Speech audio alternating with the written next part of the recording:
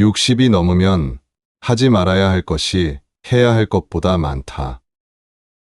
인생의 황혼기에 접어들면서 지혜롭게 살아가려면 먼저 버려야 할 것들을 알아야 한다. 첫째, 젊은이를 무시하지 마라. 나이가 곧 지혜는 아니다. 살아온 세월이 다르다고 그들의 생각이 틀린 것은 아니다. 컴퓨터를 못 다룬다고 부끄러운 것이 아니듯 그들이 경험이 적다고 무시받을 이유는 없다.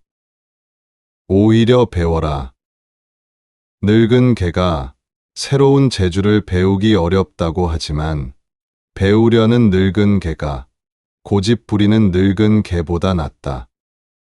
젊은이들의 생각을 이해하려 노력하면 세상이 넓어진다. 그들을 가르치려 들기 전에 먼저 그들의 이야기를 들어라. 귀를 열면 마음이 젊어진다. 둘째, 과거 자랑을 반복하지 마라. 내가 젊었을 때는 말이야, 로 시작하는 이야기를 멈춰라. 한 번은 추억이지만 두 번은 지루함이고 세 번은 노망이다.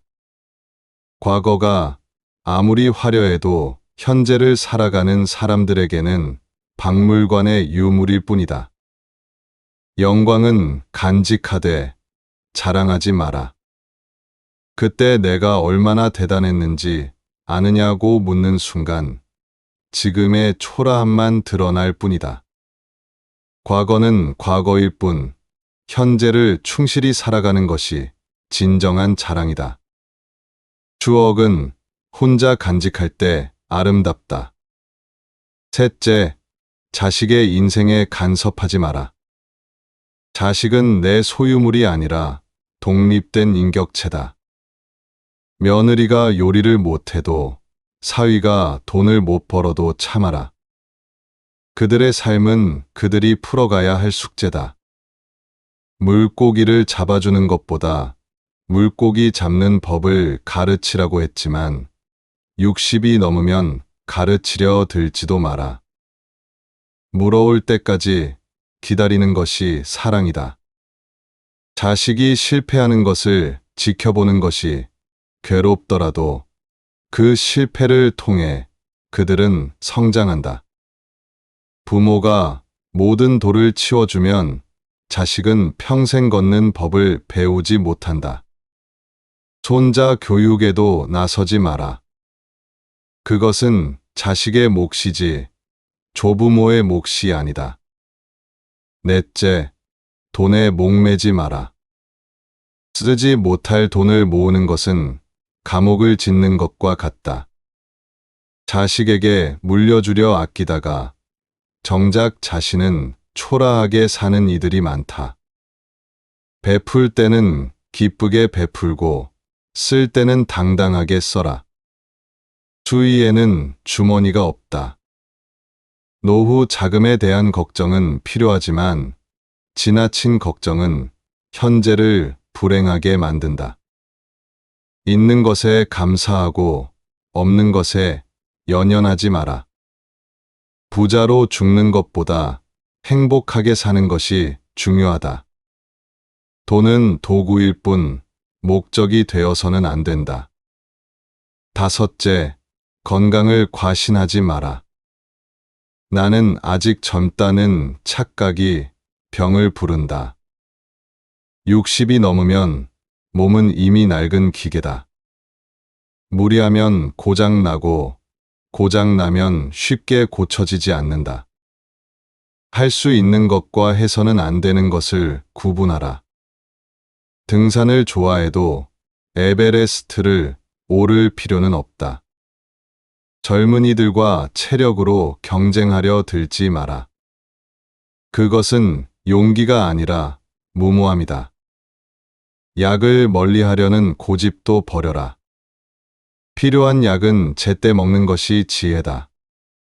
건강검진을 귀찮아하지 말고 작은 증상도 무시하지 마라. 여섯째, 친구와 비교하지 마라. 누구는 손자가 몇이고 누구는 연금이 얼마라며 비교하는 순간 불행이 시작된다. 남의 떡이 커 보이는 것은 나이가 들어도 마찬가지다. 하지만 60이 넘어서까지 그러면 초라하다. 내 그릇에 담긴 물의 양을 재지 말고 그 물의 맑기를 살펴라. 친구의 성공을 시기하지 말고 축하해주라. 친구의 불행을 은근히 기뻐하지 말고 위로해주라. 비교는 관계를 망치는 독이다. 일곱째, 변화를 거부하지 마라. 옛날이 좋았다는 말을 입에 달지 마라. 세상은 변하고 변화를 받아들이지 못하면 도태된다. 스마트폰이 어렵다고 거부하면 세상과 단절되고 새로운 문화를 이해하지 못하면 외톨이가 된다. 강물은 바다로 가는 길을 바꾸지 않지만 바위를 만나면 돌아간다. 유연함이 강함이다. 새로운 것을 배우는데 나이는 장애가 아니다. 배우기를 멈추는 순간 늙음이 시작된다. 여덟째, 화내는 일을 줄여라. 60이 넘어서 화를 내면 얻는 것보다 잃는 것이 많다. 혈압은 오르고 관계는 망가지고 품위는 떨어진다. 젊어서는 화가 약이 될 때도 있지만 늙어서는 화가 독이다. 참는 것이 약하다고 생각하지 마라. 참는 것은 이기는 것이다. 화를 내기 전에 10가지 세어라. 그래도 화가 나면 100가지 세어라. 대부분의 화는 시간이 지나면 부질없음을 알게 된다. 아홉째, 술에 의존하지 마라. 외로움을 술로 달래려 하면 건강과 품위를 모두 잃는다. 술은 약이 아니라 독이다.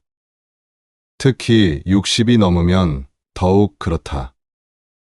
친구와 한 잔은 좋지만 혼자 마시는 술은 외로움을 더 키울 뿐이다.